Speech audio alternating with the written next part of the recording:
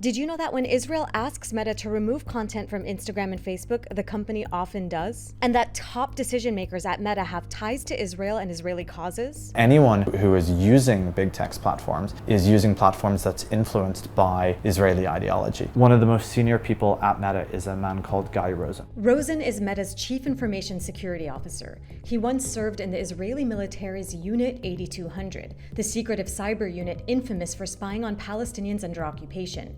Rosen then went on to help create Facebook's content moderation tools. Someone who was in the Israeli army is deciding whether content about Palestine is allowed to be shown to people.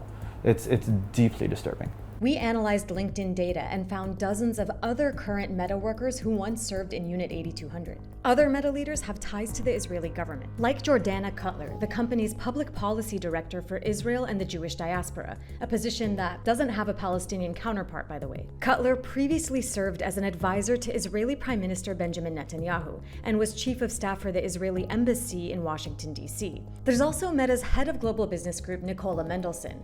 Her husband was a lobbyist for Israel. Mendelsohn outraged many Meta workers when she posed for a photo at a gala with the executive director of Stop Anti-Semitism. That's an Instagram account which, despite its name, actually doxes and harasses pro-Palestine people.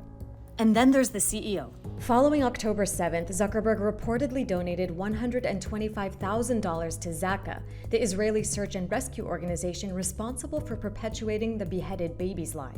And Paul says all that might explain why the company's policies are so pro-Israel, like the decision to limit political content on Instagram by default. When the narrative was extremely pro-Israel after October 7th, they allowed politics. And then a couple of months later, when the narrative had shifted and people could see the horrors of the genocide, then they decided that politics was no longer allowed on Meta, and they implemented that for everyone across the world by default. And then there was the decision to expand the company's hate speech policy to include posts that target Zionists, something that critics say could stifle critiques of the Israeli government.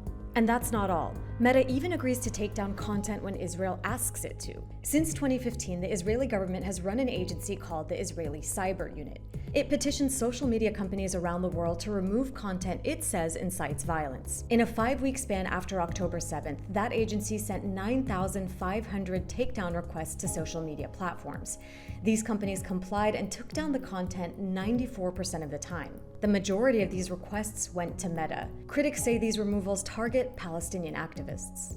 I think when we look back in 20 years at how the genocide happened and how complicit big tech was, all of us are going to wonder how we didn't do more.